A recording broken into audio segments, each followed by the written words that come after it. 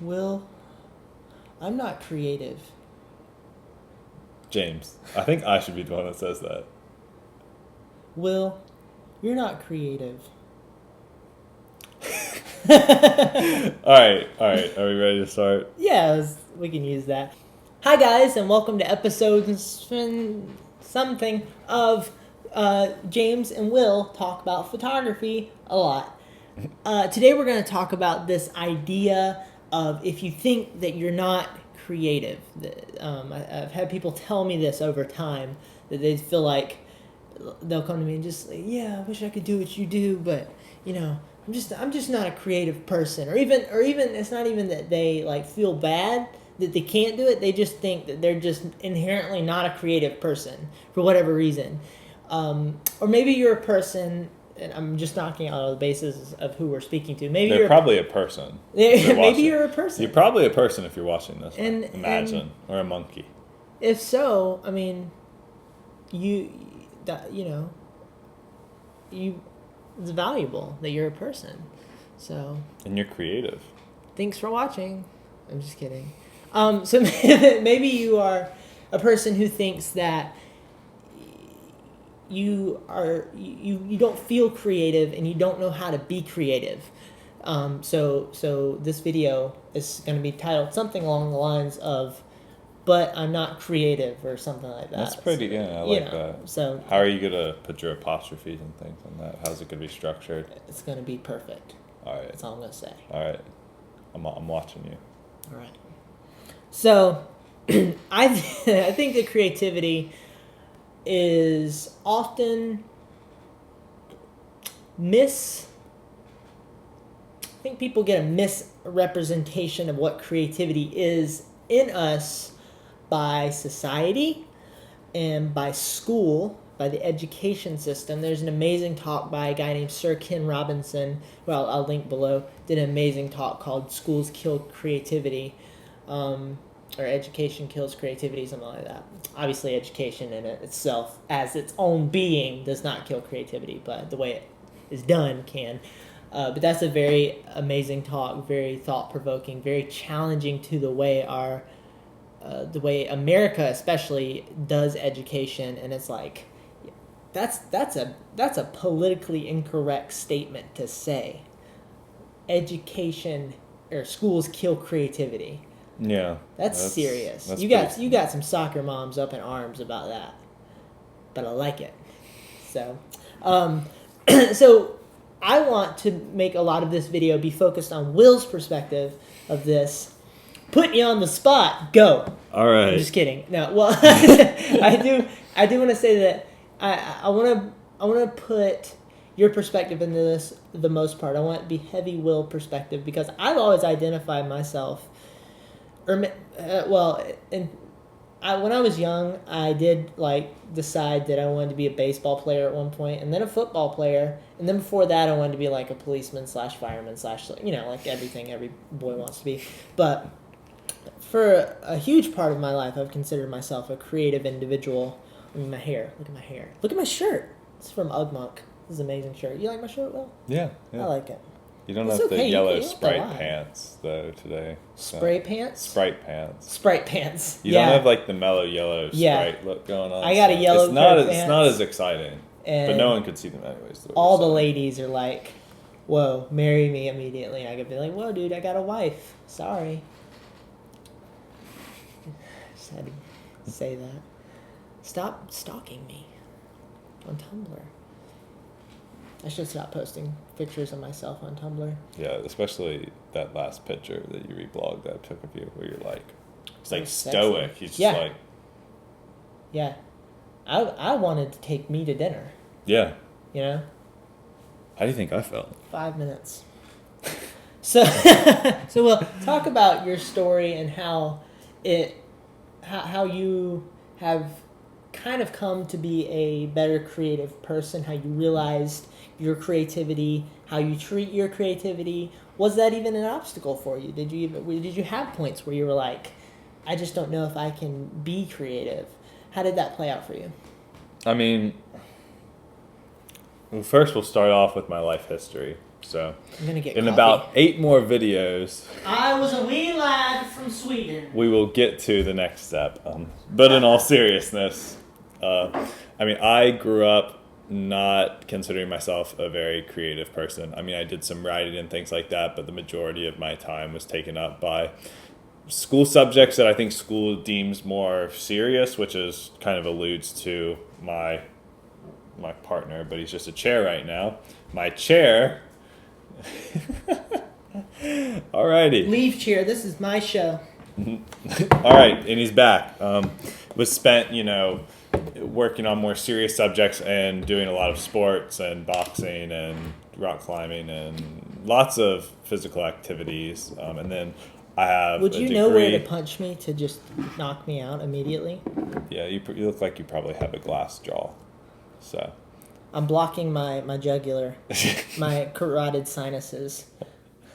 You hit somebody there and they're out. They fall asleep. Their blood pressure goes up rapidly and they're just... That's what happens when you see the people get laid out in street fights. They don't know how to fight. We were talking about it. They don't know how to fight because they don't know how to put their hands up. Yeah, they don't know how to protect Put your hands up themselves. and block your neck. That's what you don't want to get hit. Anyway, go ahead. I'm sorry. Anyways, so eventually we'll get to our topic today. Maybe next video we'll get to our topic today. But in all seriousness, I didn't grow up. I was lucky that my mom was really creative, so I think that was helpful. But overall, I didn't think of myself as a creative. I have a degree in accounting. So, I mean, generally, between awesome. that and engineers, no offense to you engineers out there, we're generally considered like the 2 least creative groups of people I think that exist in all of society. You're also supposed to be douchebags too, right? Oh, I didn't know. Maybe not engineers. Man, No, not account. That's a lawyer. that's the lawyers. I'm not a Accountants blood accountants sucking are lawyer. pretty good. They we're help we're just people. really boring. Like You're just a boring. yeah, person. they're just really boring. Like there's no personality. Yeah. So you'd rather be the blood sucking lawyer because at least people are like they have an opinion about you. At least your life is exciting. Yeah. Hatred. So I mean, I didn't grow up with this, but I got interested. I've told some of my backstory I think before in another video, so I won't bore you with that. But I got interested in photography through the idea of wanting to shoot street fashion and people on the streets with a really strong focus on individual representation through clothing. So I was like, okay, well, I need to use a camera to do that then. And then I started off in a very... I'm sorry, my chair is squeaking. You done with that right now? You done with that? My milk fell over. Don't get your almond milk all over the couch. You done. Go ahead. I'm sorry. All right, we're gonna get on topic today. We're gonna do it. If you made it through our last video, you'll get through this one too. So, I started off very analytical. My girlfriend is an artist, and so she gave me some textbooks, and I studied all these things, and I was very scientific. I'd go on blogs and I'd look at the pictures and be like, what did they do to make me like this picture? And I'd be like, oh, look, the proportion of this much space above the head to this much space below the space is this to this to this. So I started off very analytical. Which I do think is a strength for you. Yeah, no, I mean, it's like coming into trying to be creative from a different background can be really helpful because you approach it in a very, very different way. Mm-hmm. And I think your compositions are very strong because of that.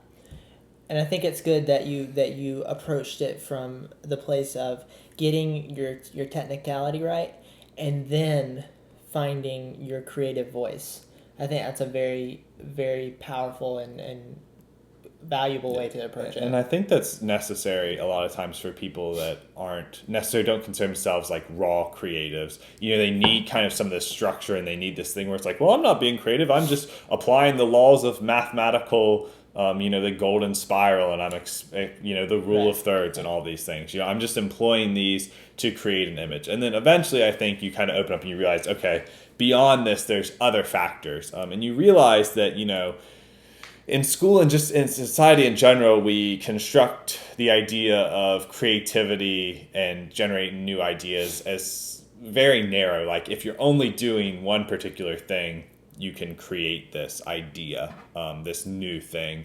Whereas I think, even as an extreme example, in like extremely high levels of mathematics, creativity is required.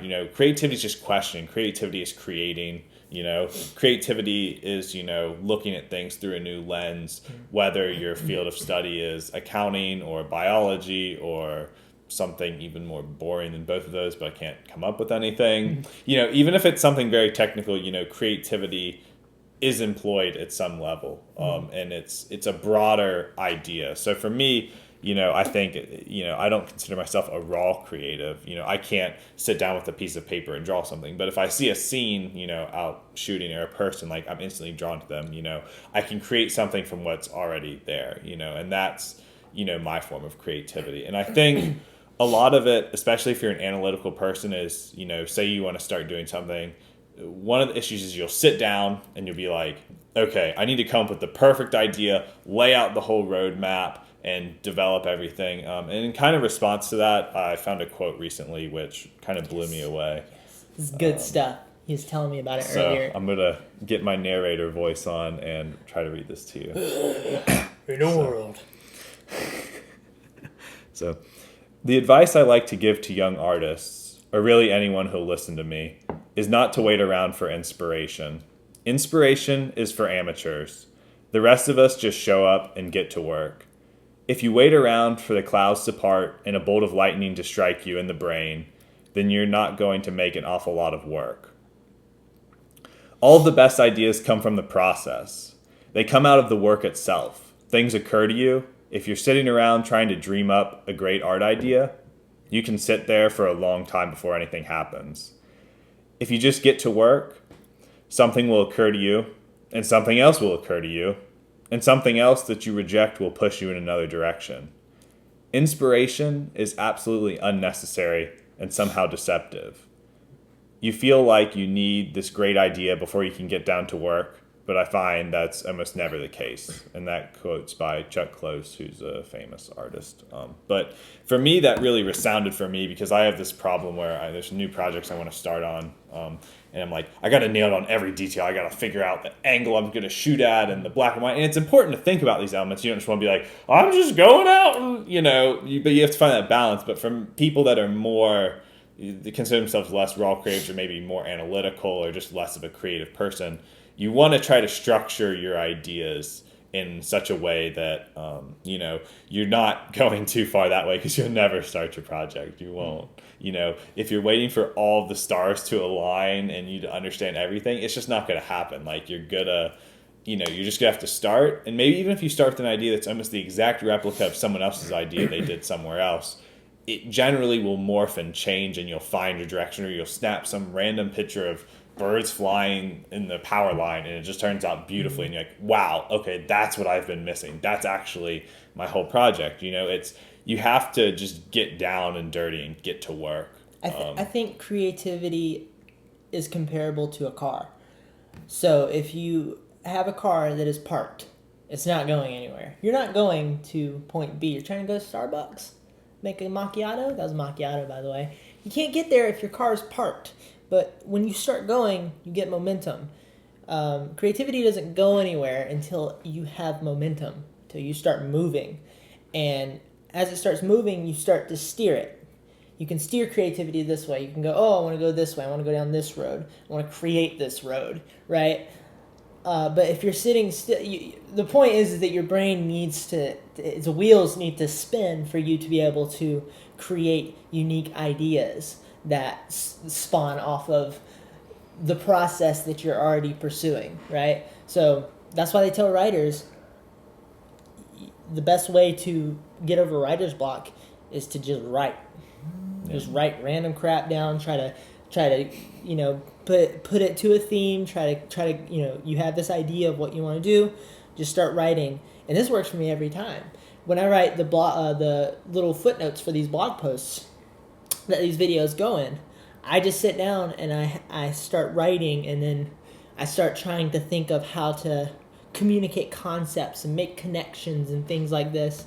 But you can't do that when you're sitting on the couch. You have to do that as you're pursuing the process, as momentum happens. So, But seriously, I mean, that quote, we could end the show. That's really all That we was needed. great. We could have just had that. I mean, that's so good. that really sums up, especially if you approach it from a non-creative background, because sometimes I think you can feel like you're not being creative. I mean, there's plenty of times where I'm like, I just take pictures. I'm not a creative, you know. And I finally kind of got to the point where I stopped saying that, because one, like, anything you say like has direct effects on your mindset and how you interact with people and how you perceive yourself and your own creativity. It's just like why, you know, mathematics scores for women are lower. If you just tell them that girls aren't as good at math, they don't do as well in math. Just by telling them that. So it's like if you tell yourself, I'm not creative, and you just keep telling people, oh, but I'm not a creative. Or, you know, oh, I would love to do street photography, but I'm not a people person. You know, if you just keep telling yourself that, you create that reality for yourself. And I think that can be really limiting, because people put themselves in this box of, I'm not a creative, thus I cannot have any sort of form of creativity in my life at all. Yeah. Sure. So I think the takeaway is you access your creativity when you pursue your creativity. So, and the way to do that, if you're somebody who's just trying to figure out creativity, we always talk about how good it is to put yourself in a box. In other words, set boundaries for yourself. And, you know, if you're an athlete like Will, you can, because you're like a archer, right? A few other things. Not an archer. That's the one thing I'm not, James. Oh. That's okay. Where did I get that from? I don't know who you got that from. Maybe I'm an archer. So exercise your creation muscle is what I was trying to get to there. It's like a muscle. You work it out, it gets better, it gets more dynamic, it gets more strengthened, and you can lift more things. And I don't know how that you applies. could like headbutt somebody because your brain will be bigger. Headbutt somebody with your creativity. Yes. So that was good. So that's it, guys. I hope that there was value for you guys. And if there was value, as always, hit the like button. Let us know. Leave a comment. Let us know what you thought about this. Let us know about your struggles. Let us know if you have questions about how we can provide more value. Help you get through creative blocks. Deriviate. What's the word? I'm thinking deriviate. Delineate? No. It's like going off in another direction. Diverge into a new topic. Elaborate. That was. I got it.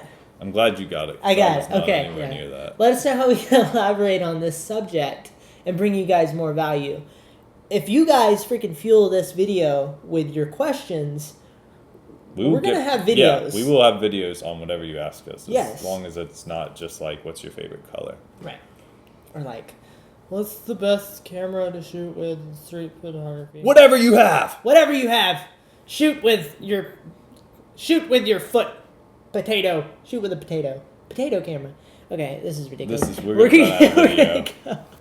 gonna go. You guys have a lovely day. Go shoot things and be creative and exercise your creativity muscle.